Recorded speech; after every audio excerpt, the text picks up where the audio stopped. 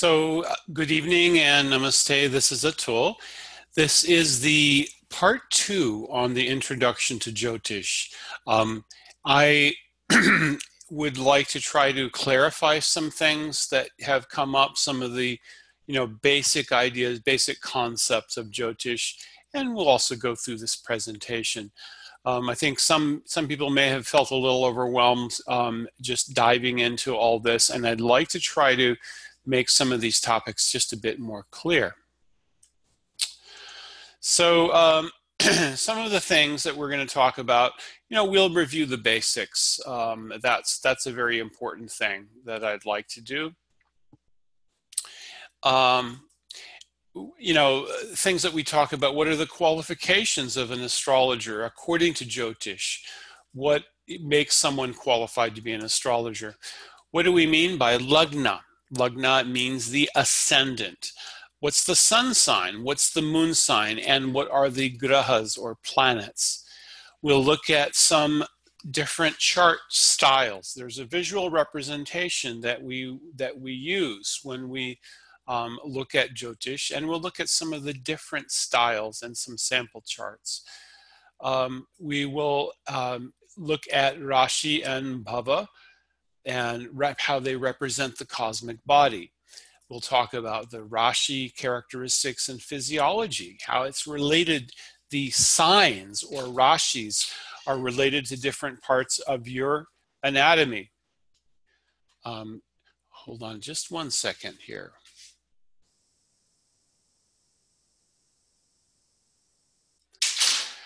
What's the dignity of a graha? What's its exaltation and debility?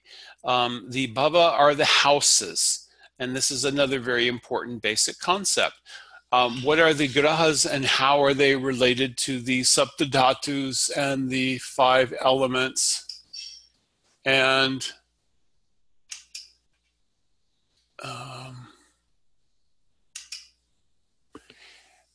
rasa. What is graha and mahadasha? And we're going to go over the assignment separately on the forum.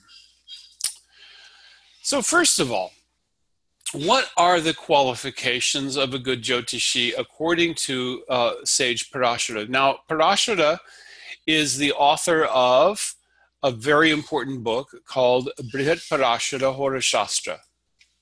I'll spell that out there.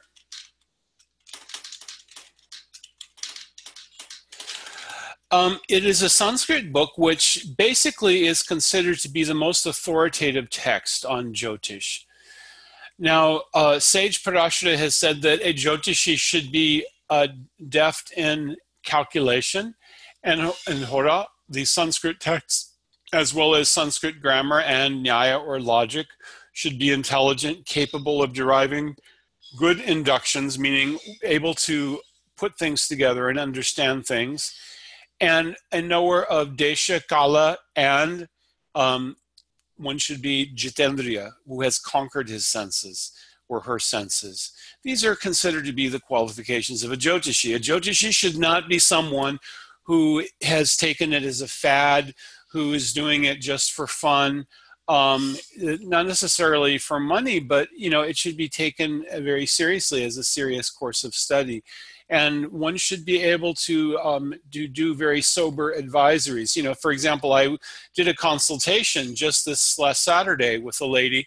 She said, I've been talking to different Jyotishis for the last 20 years, and I had one guy who had told me something, and he was, many people respected him, but he had told me something, and now you're telling me something different that makes sense, because what he told me, I couldn't make sense of it. It did not really make sense, and it didn't make sense according to her chart. He had told her something that was wrong. So it's very important. A Jyotishi should also be very much sattvic in nature. Jitendriya also means someone who is sattvic, who is not motivated by greed, or who is, not a sober person. That's not a person who is really going to be able to make a good judgment on the horse. It's something that is, you can think of it, it is like the planets are representing power, and they are moving in a certain way, and they are communicating things by their movement. And a good percentage, and I'm going to write a number here, about 21%. This is from my Jyotish Guru, Swami Raj Baldev. 21% of who we are is based on our birth, and our birth is influenced by the positions of the planets, in what signs they were and what houses. So this is a very major part of our makeup, what started us out in life. There's indications of our past life. There's indications of our our potentials, our strengths, our weaknesses. Even there is a prediction of the different periods of life that we'll go through. These are all things that are there. And if you want to hear a message which is written in a kind of a divine symbolic language, I hope I'm making sense here. It's a very precise way that specifies many different ambiguities and fuzzinesses that make us all different and unique humans. These things are actually all expressed in the birth chart. Now, of course, the other percentage, other things that are involved are parents, okay? So other factors. Now, okay, so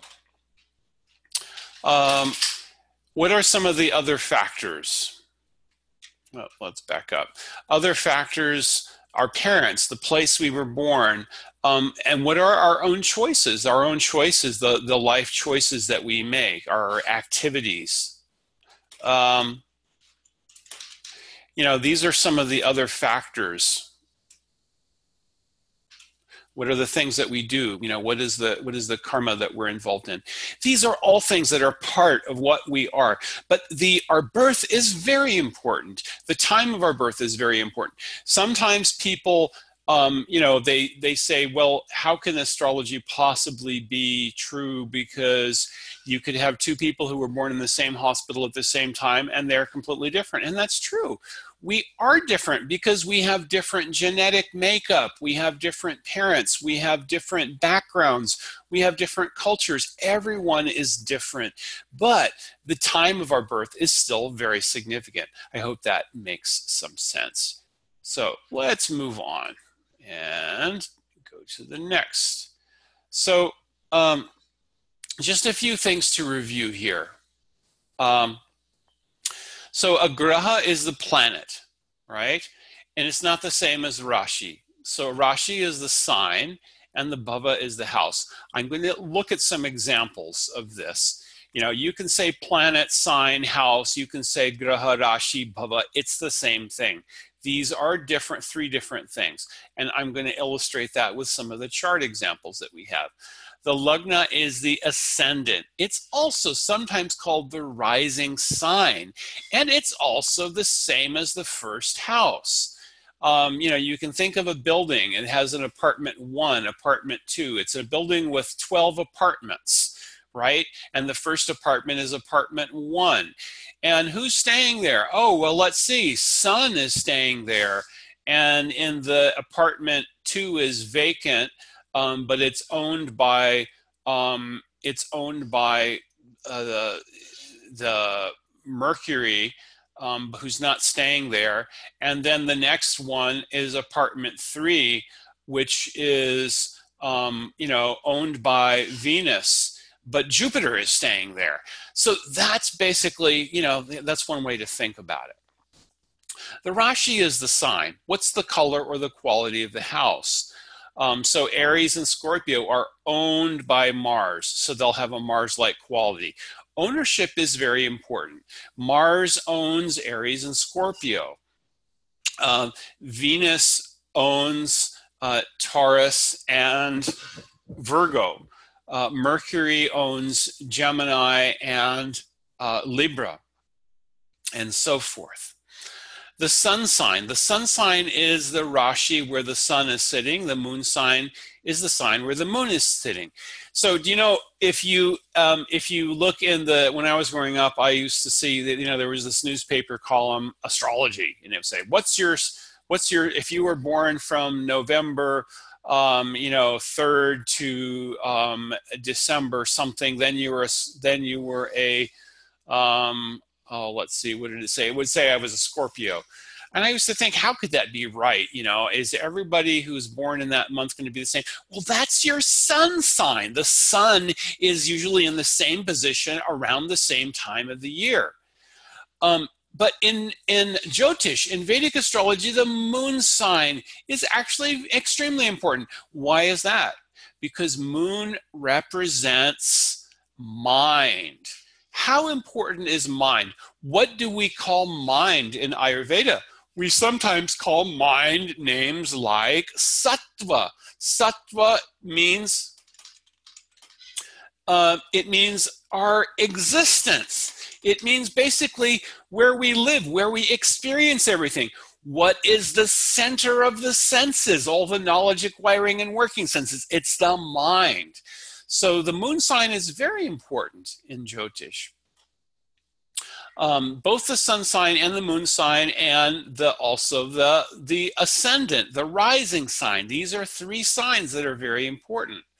Every Rashi, every sign has specific qualities, and those qualities are indicated by the lord of the sign. Sometimes we say lord, sometimes we say owner, sometimes we say ruler. It's all the same thing. It's all the same thing. Each of the houses or bhavas, first house, second house, third, fourth, fifth, sixth, seventh, eighth, ninth, 10th, 11th, 12th. These houses also have specific characteristics. So for example, if Aries was your lagna, if Aries was your rising sign, then Aries, that would be one significance. That would mean that your houses go so that Aries is the first house sign, and then the seventh house sign is going to be Libra. Aries could also be in your sixth house, which would mean that your rising sign would be, not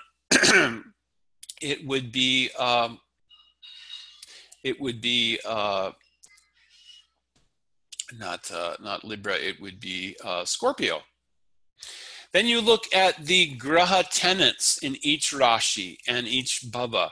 So is moon in the first house, or is it in the eighth house? Is moon in Gemini or in Scorpio? There's actually a lot that we can tell from this book, Brihat Parashara Hora Shastra. There's a lot that we can tell about your chart just from which planets are in which signs, in which houses. It's a very simple thing, and there are some things that Maharshi Parashara has written in Sanskrit. Sanskrit is an amazing language. It's an amazing language because it can very precisely express ambiguity. You can have things that are somewhat fuzzy, but they can resolve different ways depending on how they need to be resolved. And Sanskrit can do this very beautifully. And the statements that Maharshi Parashara has made in Sanskrit are very interesting, and that's why we also try to teach you the Sanskrit terms in Ayurveda. So, for example, instead of saying that it's your nature, we say your prakriti, because you have your prakriti and you have your vikriti. You have to learn what is your prakriti and what is your vikriti. It's the same thing in Jyotish. So who is the lord or owner of each sign, and which bhava is it? The sun and Mercury are always close to each other. They're always within 28 degrees. Sometimes they're in the same sign, sometimes they're neighboring signs. And, there's a concept called combustion. We're not going to really worry about that, but it generally means Mercury is very close to the sun. Now, it's not a bad thing. Okay, for example, I have Mercury is deeply combust in my chart. I'm still functioning. I do definitely have some have my problems, I have my faults, but I have Mercury deeply combust. My Mercury is less than half a degree from my sun. And then another basic concept is motion, whether it's direct motion versus retrograde. And we always look in Jyotish, we're looking in a geocentric model. Now, this is a very interesting point because the calculation that's done in Jyotish and in astronomy, ancient astronomy texts like Surya Siddhanta, is all heliocentric. But the view of the planets is based on your presence on the surface of this Earth.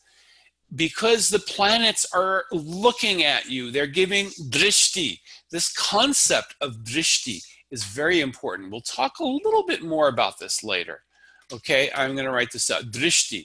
So drishti is the glance. So for example, let's say that, you are walking down the street and I look at you and I squint my eyebrows and I give you a stink eye look. You're going to feel something from that look.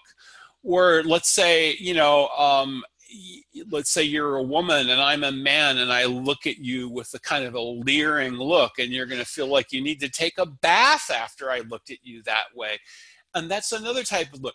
Or there might be a look where you see somebody really famous and they smile and wave at you and you say, wow, that was so cool. Prince Charming waved at me, or Princess Diana waved at me, And those are all drishti. The planets are like that, except 1,000-fold. Sometimes they are giving us a drishti, which is expressing some negativity, something that we have created from our past, sanskar that we've created from the past. Sometimes they are giving us blessings.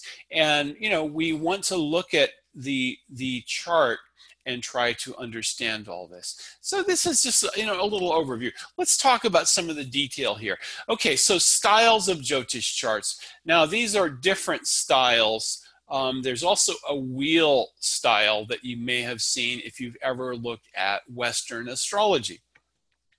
But let's take a look. This is a North Indian style chart. This is the one that I commonly use, the one here that's on the left. So in this chart, this person has Aries in the first house. Okay, this is the Lagna. And this is the second house. The second house says Taurus. It always goes in order. So if Aries is in the first house, that means that Libra is in the 7th house and Pisces is in the 12th. So it goes always around like this: 1, 2, 3, 4, 5, 6, 7, 8, 9, 10, 11, 12. Why is it drawn this way? Well, it's actually kind of easy to draw it in this way. You basically make a square and draw 2 diagonals, and then you take midpoints and you draw a little diamond, and there you go. It's all done. So we go counterclockwise with the North Indian style. South Indian style, I'm not going to talk about that. It is different. The signs are always in the same place, but the Lagna is drawn differently. And Eastern style chart, this is used in Bengal. And again, it's not something I'm going to, just pointing out that there are these different styles. We're going to talk about the North Indian style chart, though. And let's see if we have an example chart to look at that actually has someone's information.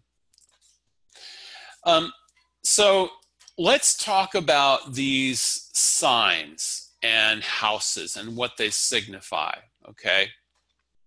And I know there's something that's missing here. We haven't actually gone over an example. This is actually a good thing to start with. We're going to use my chart as an example, okay? So we're going to bring it up. I have it here on website so we can look at it. But the houses all have a different significance. The first house has to do with the body, our appearance, life in general. It's very important, where the ascendant is at our time of birth. Now, there are things that that are important that determine our ascendant location, and that is the time, date, and place of our birth. So you could be born at the same time as someone else, but in a different place, and it might change your ascendant because the times of sunrise and sunset are different. It's the part of the zodiac that's crossing the horizon at a particular time. And the rising sign, or the lugna, or the ascendant, is changing. It changes about once every 1.5 hours. It's changing very quickly. So it's a very important thing because it determines the houses. The second house is related to matters of wealth and speech. The third house, courage, siblings. Fourth house, home, mother, happiness. Fifth house, intelligence, children. Sixth house, enemies, worries, sometimes diseases. Seventh house, spouses, desires, long-term relationships. Eighth house, longevity, vulnerability, difficulties. Ninth house is the house of higher learning, dharma, and fortune. It is a very important house. The 10th house is the house of karma. It's the house of our profession, also the house related to our reputation. The 11th house is the house of income and gain. And the 12th house is the house of enlightenment, expenditures, and ultimately our death and the decline of things. So the houses are always in fixed position. So whenever we draw this chart, this is always going to be the first house. This is always the 7th house. And there's a reason why this style of chart is useful, because we have these angles. So this is 7 houses away from this house, first house, and also the 4th house. These houses are called kendras. They are angular houses. They are important. And then there are also these houses, the 5th house and 9th house. These are the trines. These also are important points.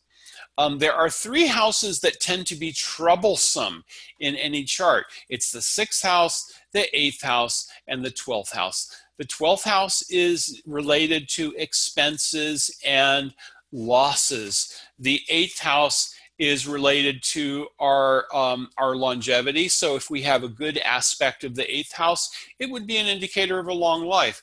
But the 8th house also is the house where troubles, difficulties, and pains may be reflected. The 6th house is the house of enemies, worries, troubles, and sometimes diseases. So these are all, these are some of the attributes of some of these houses. The 9th house is a very important house. It's the house of, when we look at who is the Lord of the 9th house, this planet will be an indicator of our successes and our fortune and blessings that we have coming from previous lives. These are some of the symbols that are shown here. And again, I'm not going to really get into the South Indian style of chart, but you can see the sign of Aries is the Rishabha, a bull. I'm sorry, Aries is actually a ram. Sorry, it's Taurus, who is the bull. Aries is Mesha. Taurus is Rishabha, the bull. Gemini is Mithuna, the twins. Cancer is Karkata, the crab. Leo is the lion. Singha Rashi. Virgo is Kanya, the virgin. Libra, the scales. Tula Rashi. Scorpio, Vrishchika Rashi, the scorpion. Sagittarius, Dhanus, the bow. Capricorn is Makara. Makara is kind of an odd beast, something like a water goat. Aquarius is Kumbha, the water bearer, and Pisces is Meena Rashi, the fish. So these all are symbolic names, and these are actually the Sanskrit names of the Rashis. But what is actually important is what is the what's the ownership? Who is the Lord of the various? Okay, so here's an actual chart. So this is a good one. we're looking at the chart of someone you may have heard of. It's an interesting guy named Albert Einstein, a real favorite of mine. I really like this guy. You know, he had a lot of, you know, he was very smart, and he was also very intuitive. So let's look at his chart. Let's talk about his chart, and hopefully this will make some more sense, okay? So, what's the first thing? So he has Gemini ascendant. He was born on 14th March 1879 in Ulm, Germany at 11:30 a.m. local mean time. So using that date, time, and place, we can plug that into astrology software.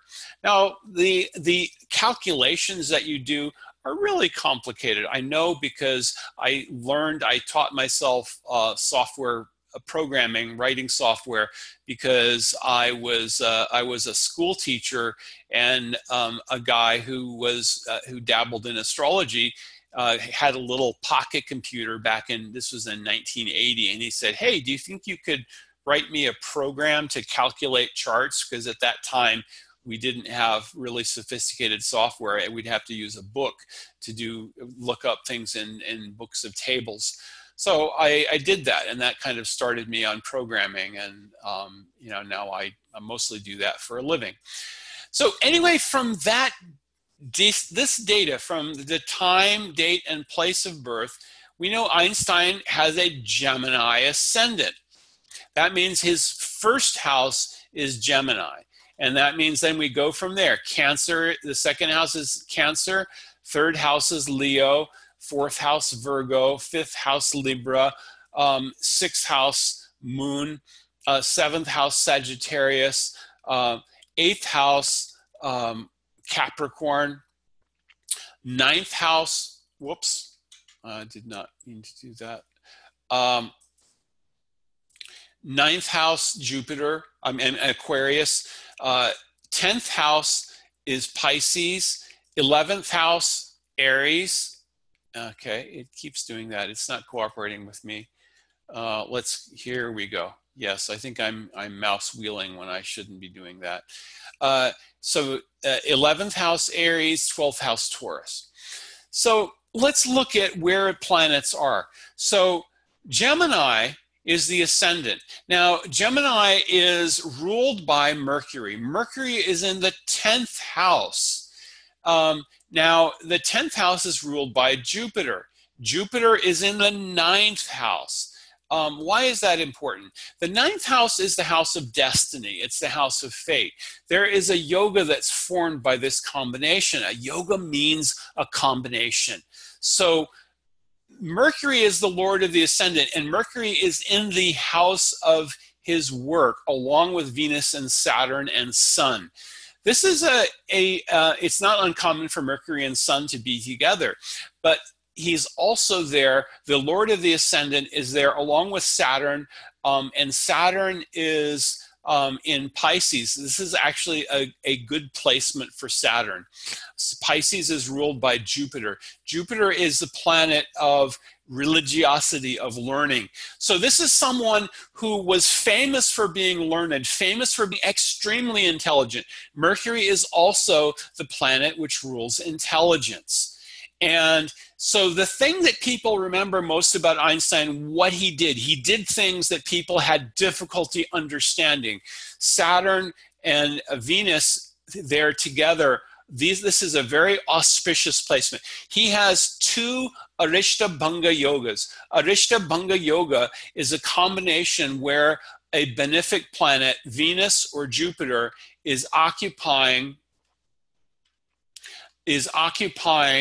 a trine like the 9th house or a kendra. You have Jupiter, which is the most powerful benefic planet, and it is in the trine, the 9th house, one of these three: first house, 5th house, and 9th house. That basically removes all inauspicious things in the chart. He has a second Arishta Bhanga yoga. Venus is also occupying the 10th house. So Saturn is an interesting planet. Saturn is the planet of discipline, of hard work, of receiving your karmic dues, paying your karmic dues. And then, of course, sun represents our ego, our sense of identity. So, this combination, having all of these planets in the 10th house, there is, he was a person who was a very moral person. He did very groundbreaking things. He was a very famous. There is also a Raja Yoga. A Raja Yoga means a kingly. It is a yoga of mastery. So Raja Yoga, there are many types of Raja Yogas, and this particular Raja Yoga often is formed with the in relation to the 10th house. Now Mars, who is the Lord of the 11th house, is in the 8th house with Rahu. That indicates also that he did great things and he did amazing things, but some of the things that he did were used for nefarious purposes, unfortunately. That's indicated by Mars being with Rahu in the 8th house. I hope you get, I'm just trying to give you a little picture or a little taste of some of the things. Moon in Scorpio. Scorpio is a very passionate sign. It is ruled by Mars. Again, in his personal life, he was somewhat of a libertine, and he sometimes engaged in various dalliances, but he was basically a very good person, and he was a deep thinker, and he was famed for his humanitarianism and his famous sayings. One of my favorite sayings from Einstein was, well, I don't really know about World War III, but I can tell you that World War IV will be fought with sticks and stones, meaning that, if people pursued their path of mutual destruction, that humanity would likely be reduced to the Stone Age. We hope that prediction doesn't come true, and that there isn't a World War III or a World War IV or any more wars for that matter. But, Einstein was a great thinker. He was a philosopher and a humanitarian. And this also, he had his troubles, he had his difficulties and his struggles. He struggled also with his studies. The studies are indicated by Virgo. Virgo is in the 4th house. Virgo is ruled by Venus in the 10th house, and that's actually a good placement. It's the sun who is in the 10th house. There was some trouble with his studies. He was a little bit ahead of his time, and he was actually not that great at math. People think, oh, Einstein, he was amazing. He did all this stuff, and he wrote these equations for general relativity that people don't even understand. But actually, he was more of an intuitive thinker, and that is an aspect of Gemini. And he later came up with the math. People also don't believe me when I say that I'm really not good at math. I've known people who are mathematicians who are really good at math. I'm not really good at math. I have to struggle at it, but I've always worked at it, and so I've been successful. So I know a few different areas of mathematics, but I do not compare to many of the really brilliant mathematicians that I've known in my lifetime. So Jupiter, Jupiter occupying the 9th house, this is also, it's this combination of having planets in these different places that give color to so many aspects of Albert Einstein's life. I hope this gives you a little bit of an idea, because I believe that looking at some of these examples of actual charts helps you to understand more about the person. So let's move on. Whoops. Yes, okay. Now in Ayurveda, what are these signs? And okay, I said we weren't really going to do a lot with the South Indian chart, but the first house has to do with the head, the face, our general attitude. And now we're talking about the houses from the perspective of Ayurveda and how they relate to different body parts, okay? The second house is related to the mouth and throat and speech. The third house and the sign Gemini are related to the lungs. The fourth house, Cancer, ruled by the moon, related to the stomach. The fifth house, Leo, ruled by Sun, is related to heart. The sixth house, Virgo, I did not mean to go forward there. The sixth house and Virgo are related to the digestive tract. The seventh house and Libra are related to the kidneys. The eighth house and Scorpio are related to the genital and urinary tracts. The ninth house and Sagittarius related to the bones, asti, and the pelvis. The 10th house, Capricorn, is related to knees. The 11th house, Aquarius, the calves and shins. And the 12th house and Pisces related to the feet. So when we look at the chart, and again, this is something as an Ayurvedic practitioner, you know, we've consulted literally, when I say we, I'm really talking about Manjulali, Monica. She's seen thousands, literally thousands of clients, and people have come with all kinds of different conditions. Often I get in the loop in doing the Jyotish consultation, because sometimes we run into someone, for example, there was a child, and the child, someone had told them that the child was showing symptoms of autism. And, so could we look at the chart, because the child was still very young.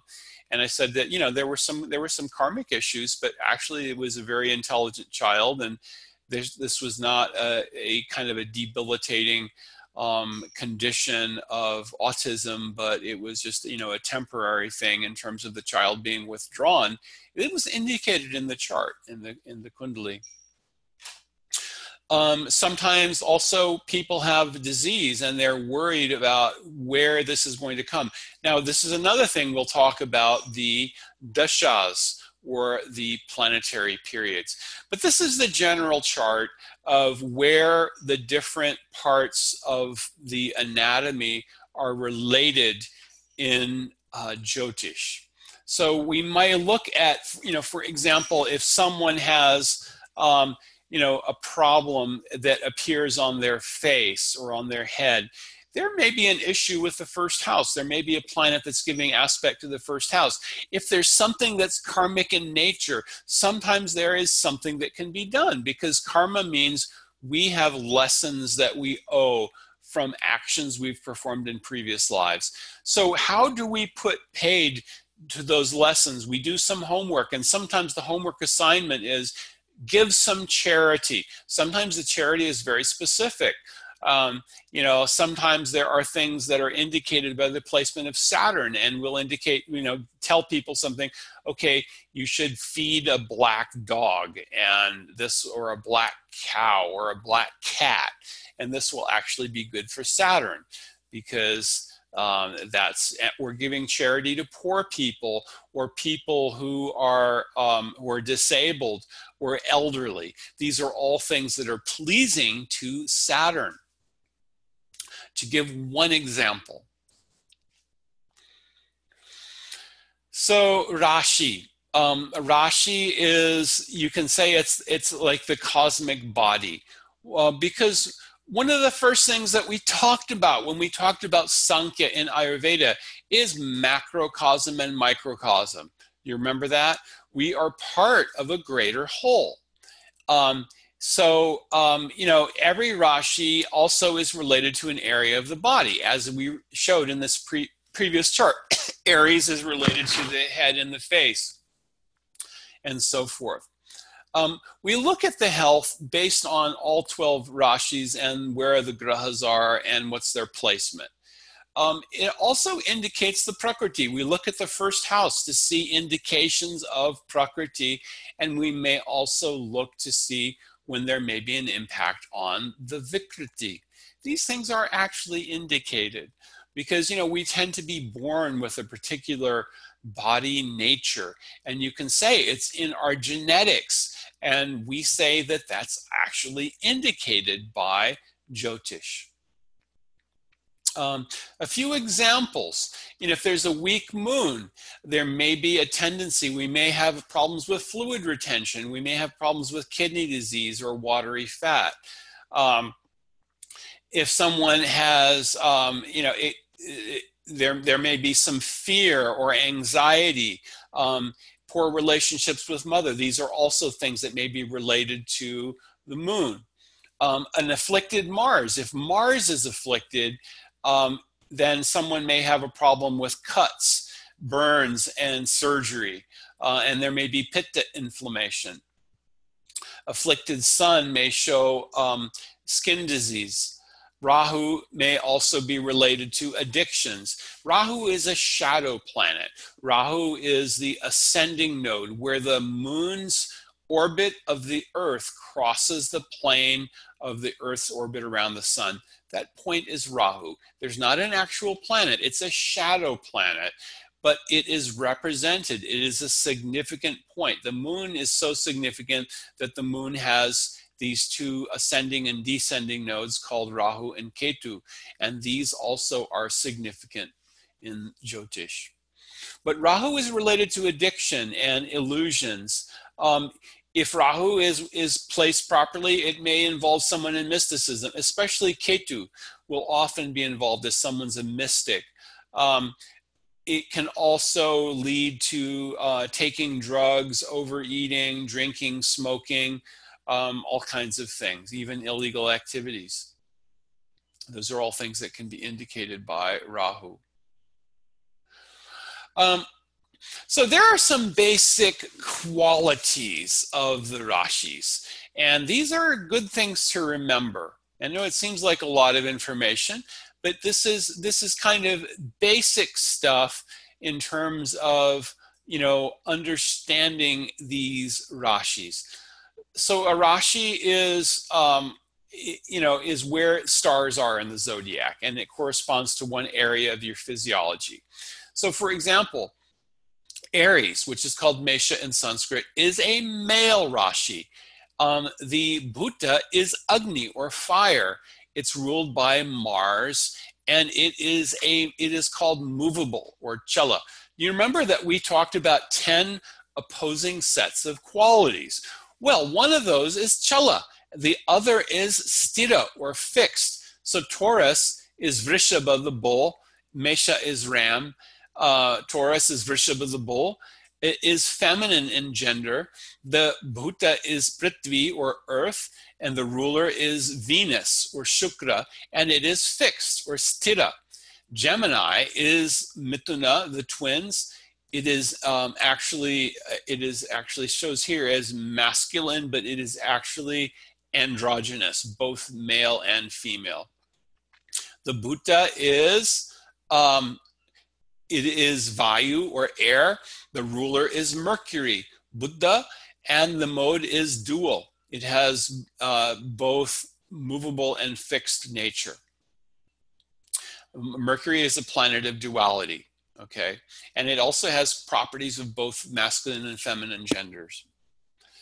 Cancer, or Karkat, is feminine in gender. The Bhuta is water, or Jala. The ruler is moon, or Chandra, and it is movable.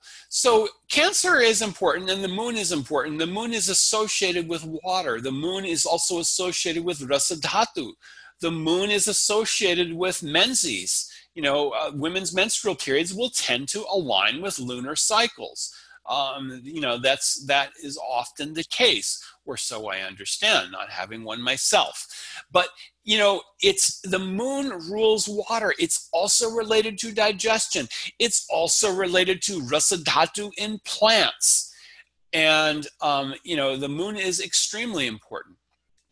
Leo, or Singha Rashi, is masculine in gender. The Bhuta is Agni, or fire. It is ruled by sun, and it is fixed. Virgo, or Kanya, is feminine in gender. The Bhuta is Prithvi. It is ruled by Mercury, and it is also dual in nature. Libra is feminine. The Bhuta is Vayu. Ruler is Venus. It is movable. So, you get the idea going down this. This is a good thing to remember. You want to look at this and just ask the Rashis, can you please tell me something about yourself? Look at your own chart. Now, you should be able to calculate your own chart. I would like you to do this. We do have an online tool that allows you to do this. We do have a link for that. There are a few different ways, and I don't really care how you do it, but you should calculate your own chart and then look at your chart and ask the signs if they can please tell you something. Just, in your mind, sit down in a meditative mood and ask the sign, okay, I have an Aries Lagna. I'm sorry, I have a Gemini Lagna, and I have Moon and Mars in my first house. Can you please tell me something about yourselves? I would like to understand you better.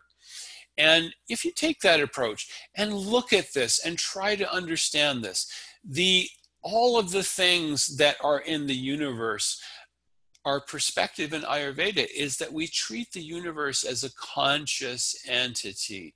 I know this is a really radical idea for many people because our Western approach is we say everything is nothing more than a combination of atoms. Consciousness is nothing more than the interaction of chemicals and electrons, and that's it. But we disagree. We say the Ayurvedic perspective is that there is consciousness and there is life, and life is a function of consciousness. And life and matter are joined together, and they are both intertwined in this world. But consciousness is a very important part of it, and consciousness extends beyond us. There is a universal consciousness as well. So let's look at the next one. Oh, come on. Sometimes it wants to go ahead and sometimes it doesn't want to go ahead. Computer's not cooperating with me today. We'll blame it on some planetary alignment. Okay. So how do the Rashis relate to physiology? Again, this is going back to that slide we showed you with the pictures. So Aries is the first sign. It corresponds to the head and hearing, seeing, smelling, and tasting. It's ruled by Mars. Taurus is the second sign. It rules the neck and throat. It's connected with the voice, and it's very distinctive when it comes to the ways we sing or speak. It's ruled by Venus. Gemini is the third sign. It rules hands, arms, lungs, and respiratory system. It can be involved in bronchial and other respiratory problems. Mercury is the ruler. Now, remember I mentioned that I have a deeply combust Mercury. When I was a child, I had a lot of respiratory problems, severe respiratory problems. I still sometimes have respiratory problems, and that is also because of the way that my sun is debilitated, and sun is burning Mercury. It's burning Mercury in the 5th house, and Mercury is the lord of my ascendant. So it causes some respiratory problems.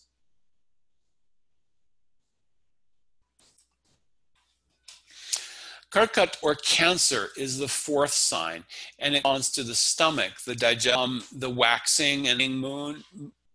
Can lead to mood swings. Moon is the ruler. So when moon is very prominent in someone's chart, again, I'm going to talk about my own chart. I love to talk about myself, but seriously, I have Moon and Mars together in the 1st house. That makes me very passionate. It also means that my approach to things is very much driven by emotion. I get emotionally involved in everything that I do. And that's just how I am. That's just the way that I roll and the way that I do things. But Moon is involved in mood swings. And if Moon is debilitated, then it can be more severe and the mood swings may lead more to depression. Singha or Leo is the fifth sign. It rules the heart and the upper part of the spine. Sun is the ruler of Leo. Virgo rules the thorax, stomach, digestive system, intestinal tract, spleen, duodenum, pancreas, and bowel. It's ruled by Mercury and also rules the functions of the nervous system. Tula or Libra rules kidneys, lumbar vertebrae, lower part of the back. It's ruled by Venus. Vrishchika rules the private parts, reproductive organs, genitals, bladder, anus, process of elimination. It's ruled by Mars. Dhanus or Sagittarius rules thighs, hips, femur, pelvic girdle, sciatic nerve, and liver, ruled by Jupiter. Makara or Capricorn rules the knees and joints and the whole skeletal system and skin. It is ruled by Saturn. Kumbha or Aquarius is in the 11th. It externally rules the shins, legs, and ankles. If strong, then someone may be a good runner. It is ruled by Saturn. Meena or Pisces rules the feet, toes, and soles. Internally, it rules the glands and the lymphatic system. It is ruled by Jupiter. So that's just, the rough idea of how the rashis relate to physiology. Now, that's a very good question. I'm glad Patricia asked a really good question. So what if there are no planets in the first house on a North Indian chart? Let's go back. Let's take a look at Einstein, okay? Now, here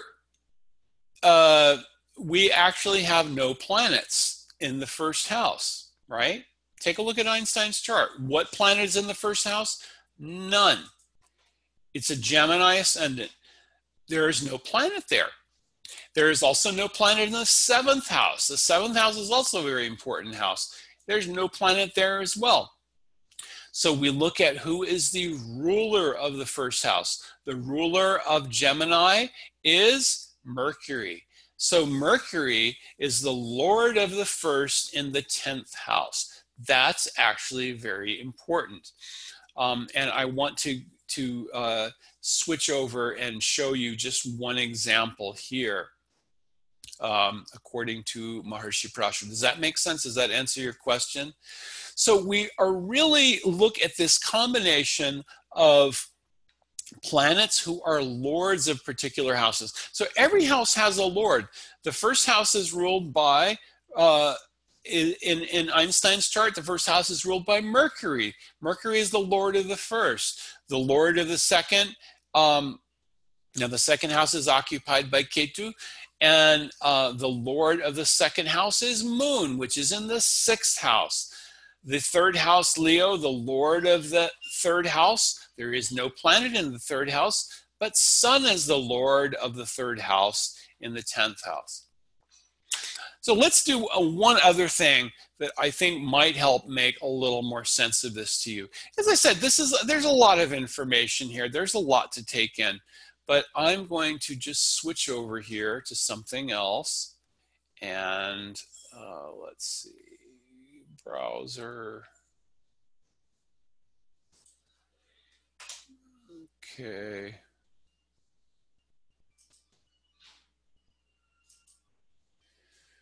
Bear with me just a second.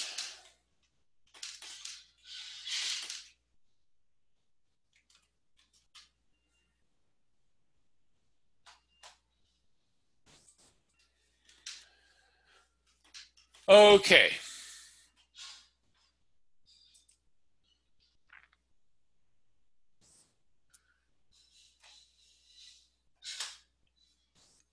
All right, so here you have a way to calculate, and let's do the calculation quickly. We are kind of running out of time.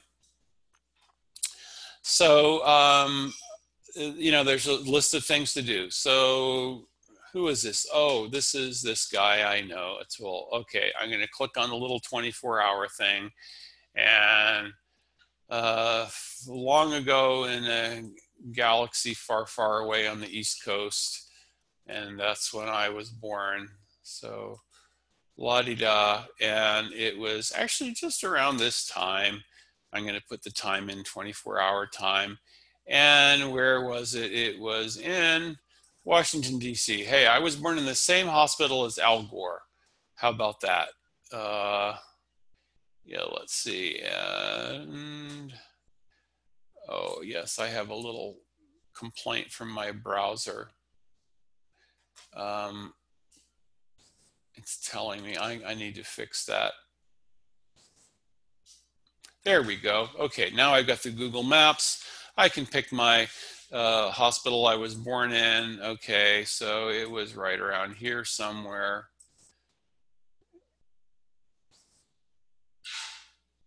Oh, come on. It's just not cooperating with me right now. Okay, so right around there. Time zone, it was, time zone's very important. We automatically populate this little list. It's already the right time zone, America, New York. And that tells us whether or not it was daylight savings. Wait a second, the time and date is all messed up. So let's put that in. I don't know what happened to that. I think I went to change something on the browser. There's some things here that I need to fix to make it a little bit more user-friendly. But yep, here we go. That's the year. And let's get the month here. And the time.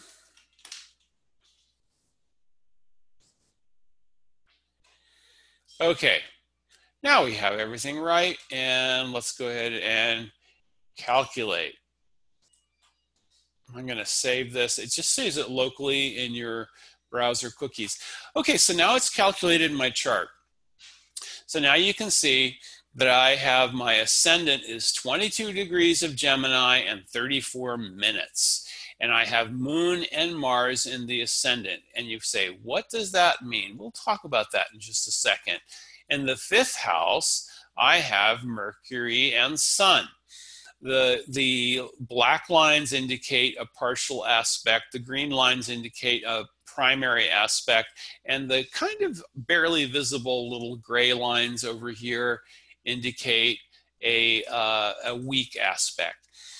I've got Venus in the 6th house in Scorpio. Saturn and Jupiter are together in the 7th house. And that's pretty much it for me. There's also some other things that are important here as well. I'm going to scroll down a little bit. Hopefully you can see all this. This is giving us some more information about things like the nakshatra. The nakshatra, there are 27 nakshatras, or lunar asterisms where the moon is. These are important, and it's in the ascendant is in Punarvasu. My moon is in Ardra. In P3 means the 3rd quarter, the 3rd padam.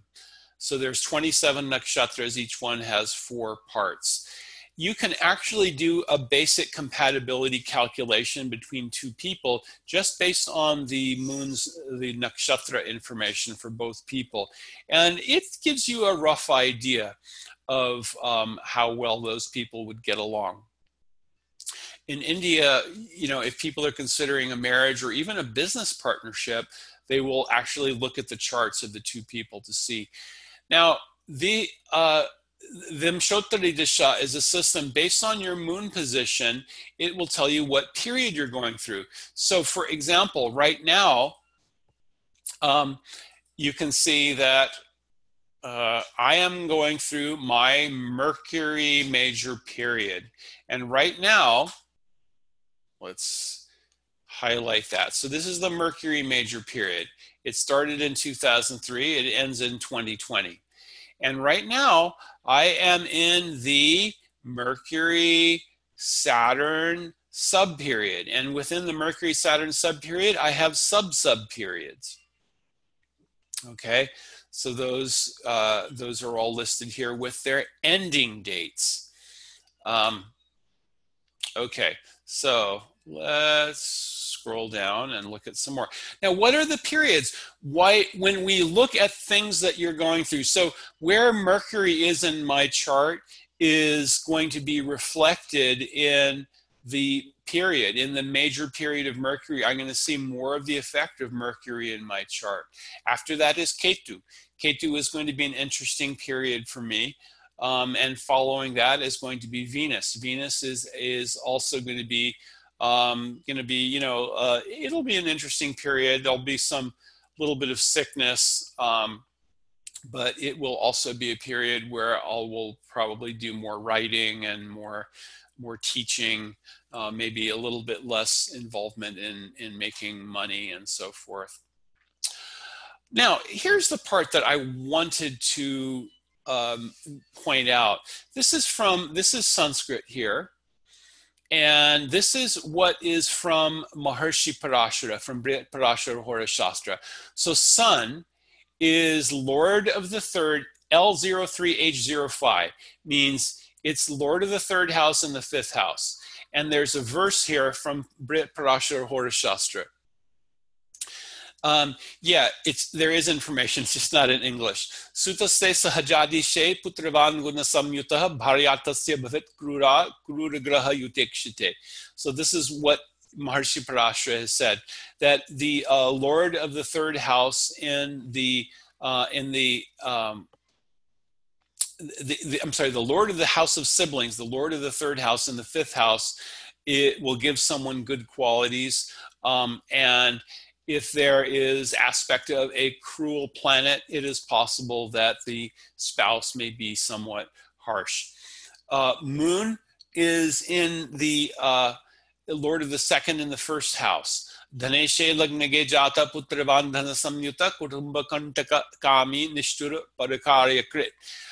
This is a person who will make trouble for their family. Well, I did actually make trouble for my family. There were some personal things I won't really go into that happened when I was a teenager.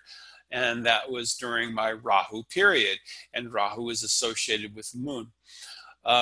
Mercury, Lord of the first in the fifth house. Again, you know, Sanskrit. So Mercury is also Lord of the fourth in the fifth house, and there's also something that applies there. So these are all little parts.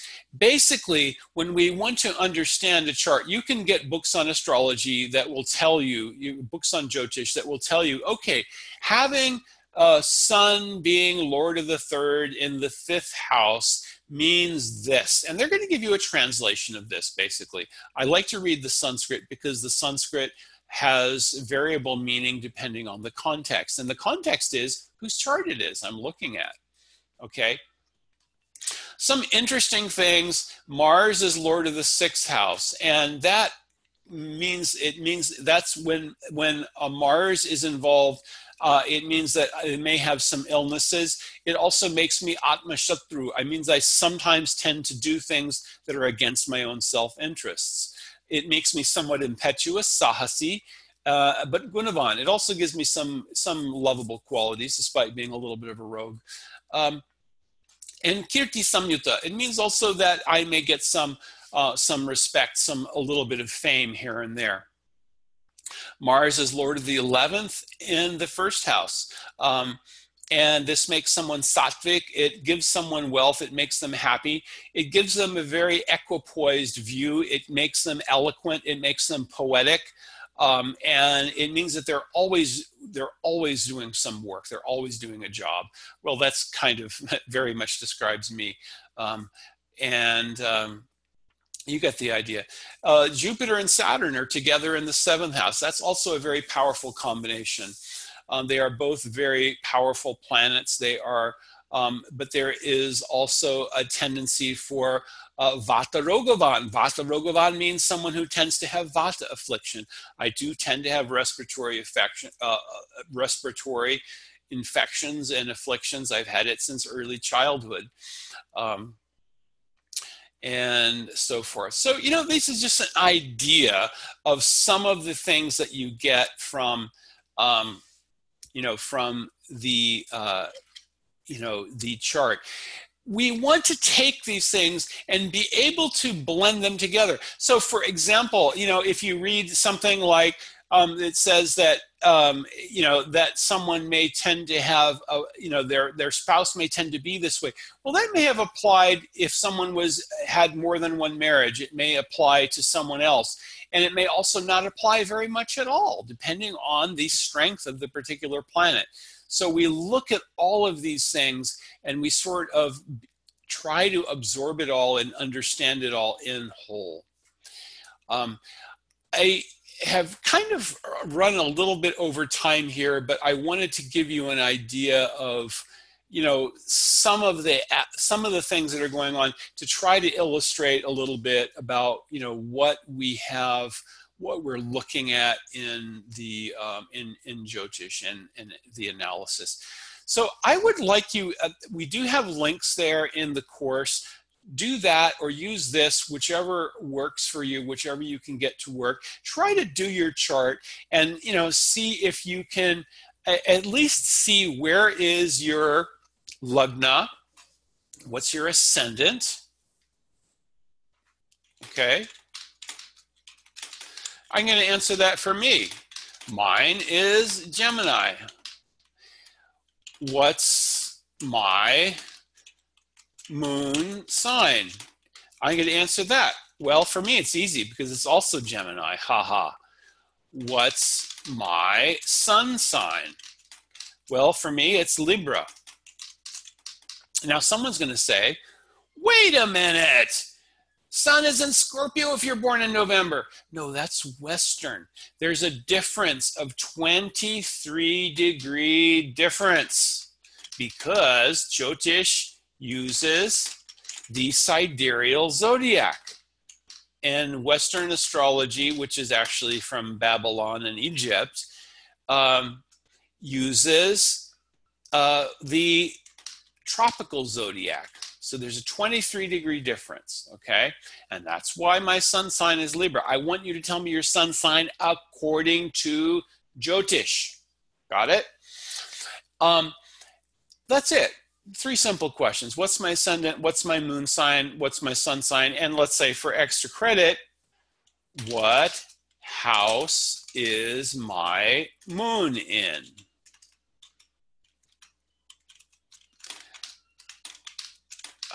Well, that's easy for me. It's in the first house. For you, it might be something different. Okay, so these are just some things that you can do. You can probably find a number of different, free websites that'll do your basic calculation of these things. Any other questions? Otherwise, I think this will be a good time to end. So thank you. I hope this has made sense. I hope this has brought some of the concepts home a little bit more. It's a lot to digest, but a really good way is start with yourself. Start with your own chart. Start trying to answer these questions. Yes, so the 23-degree difference between the tropical and sidereal zodiac. Jyotish uses the sidereal zodiac, and other systems, Western astrology uses the tropical zodiac. That's why I'm born in early November, but my sun sign is Libra, not Scorpio. Okay, so your sun sign is not going to be what it says in the newspaper column that says astrology. It's going to be something different. It's going to be 23 degrees different. It might actually be the same thing, depending on if you were born right on the cusp, but generally it's going to be different. There's actually a name for that 23-degree difference that is called ayanamsha. Ayanamsha is the difference of the precession of equinoxes. But that's really technical, and you don't really have to know that. Okay. So the sidereal zodiac, so you are learning Jyotish. In Jyotish, everything is the sidereal zodiac. We do not use the tropical zodiac. When we say, what is your lagna? That's the part of the sidereal zodiac that is crossing the horizon. So if you were looking to do a Jyotish calculation, you would look for Jyotish. Because if you look for astrology, you're going to find, Western astrology calculation stuff. Of course, this is something that you can use. This we have a link on our on the site, on the webpage, and I think Connor also put a link up there. Anyone who does Jyotish, it's always going to be sidereal zodiac. Okay, now another question. What if there are 3 planets in one house? Well, 3 planets in one house is actually fairly common. Remember our friend Albert Einstein, he had 4 planets in one house. You can have 3 planets in one house. You can have 4 planets in one house. It's all about what are the planets and what are they the lords of? What houses are they the lords of? And then that's the... that's how we analyze the chart. Okay, I hope that makes sense. So did I answer your question about the sidereal zodiac? Just, don't worry about sidereal versus tropical zodiac. There's only just the sidereal zodiac. I just wanted to explain that because I think the question sometimes comes up. Hey, wait a minute, I saw, astrology in the newspaper and it said I'm born in November. And so my sun sign is, should be Scorpio, but this Jyotish software calculated it and said it was, oh yeah, okay. No, you should not really, honestly, let me tell you something, honestly, from the core of my heart. If somebody has made a YouTube video telling you that 3 planets mean something, please just disregard it. Honestly, I am not really a great Jyotishi. I have been studying Jyotish for quite some time, and I've only really started feeling that I know it well enough to consult and advise people only for the last few years. So I'm not someone who's, really deeply learned in Jyotish. But my Jyotish guru was a Jyotishi who was basically world famous. He consulted with world leaders. People would fly him halfway around the world to do a consultation for them. He consulted with Ms. Indira Gandhi. He even told her that where she was under danger, and she disregarded his warning. And she was assassinated by her own bodyguard, unfortunately. A very sad chapter in Indian history. But he was a great Jyotishi. He would know if someone came to see him, he would already know the question that they were going to ask him before they asked it. He would already know what is their lagna from looking at them. He could look at someone's face and he knew what was their lagna. And he knew where their planets were, and he knew the answer to the problem, because he was getting, these are answers we are getting information from the divine. And if a Jyotishi is really in touch with the divine, with divine energy, they are able to help people. And that's really, if you want to do Jyotish seriously, you have to be sattvic. You have to have a very, strict adherence to a very moral lifestyle that is in tune with and in harmony with the universe. So please, now it's true, there are some yogas that are based on if you have 3 planets in one house, 4 planets in one house. It is one small part. It's kind of like saying, hey, I drove from LA to New York and there was a little bumpy stretch of road outside Podunk, Iowa. And I would talk about that for an hour and you would think, oh my God, the road from LA to New York was bumpy the whole way. So please, you can just please disregard whatever some person tried to explain on YouTube. Sometimes people are trying to explain something that is in Jyotish texts, but they're giving it way too much importance. Another thing that is very commonly misunderstood is if you find someone talking about Shani or Saturn. Now, Saturn is a very important planet. Why? Saturn is a planet that tends to slow us down. Saturn is the planet that gives us wisdom. It gives us longevity. It also gives us hard lessons sometimes. It also gives us obstacles. It does all of these things.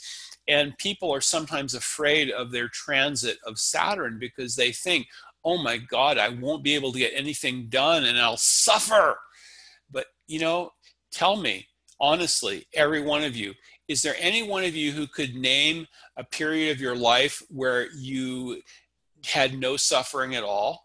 You might not think about the suffering in a period where you had a lot of happiness, but in the nature of this world is we get some happiness and there's always something that makes us a little bit miserable. Sometimes we choose not to focus on it. Sometimes we find a way that the misery doesn't bother us too much.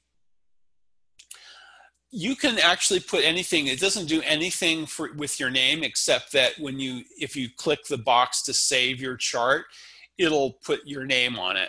So, like I've got on one of my web browsers, I've got 20 different people, and that way the name just lets you keep them separate. That's all. It really doesn't matter. We're not doing anything off the syllables of your name. So there you go. Any other questions here? And I hope this has been interesting and this has helped you to, move forward in your understanding of Jyotish. And I think we'll end there. So thank you very much and have a great rest of your evening.